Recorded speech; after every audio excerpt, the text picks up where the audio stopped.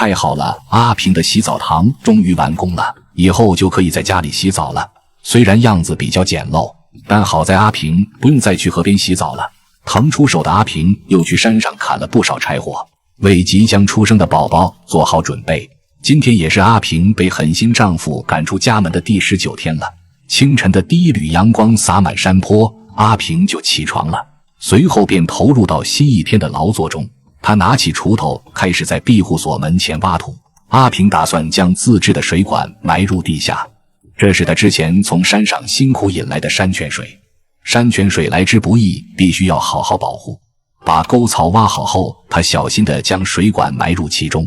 這樣一來，不僅可以防曬防損壞，還能延長水管的使用壽命。短暫休息過後，阿平又開始忙碌。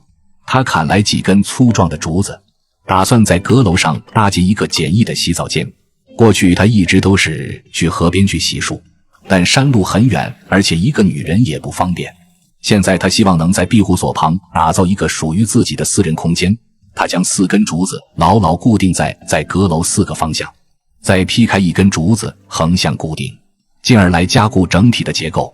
每個連接處都用竹繩緊緊綁牢，不讓它有一絲鬆動。底部也鋪上橫向竹片，讓這個簡易結構更加結實。接着阿平又找來一些棕櫚葉，一片片的邊掛在竹子之間，作為天然的遮擋。他動作麻利，思路清晰，很快阿平就完成了這個簡易卻實用的洗澡間。今晚他終於可以在這裡洗個乾淨又安心的澡了，再也不用跑去冰冷的河水裡洗漱了。其實對於在農村長大的阿平來說，這樣的生活早已習以為常。他不抱怨也不逃避，而是默默用自己的雙手改善生活的每一個細節。簡單整理完現場後，他沒有選擇停下休息。阿平知道他還要為明天繼續努力吃過早飯。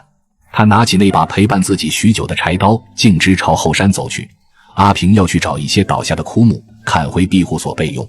這不僅是為了燒水做飯，更是為了將來孩子出生後能有熱水洗澡。來到山林深處，他發現了幾根粗大的枯樹幹，沒有猶豫，他掄起柴刀，乾脆利落地砍了起來。這些樹木雖然很堅硬，但阿平揮刀的動作卻十分有力。他默默地告訴自己，即使遇到再多苦難，也絕不低頭。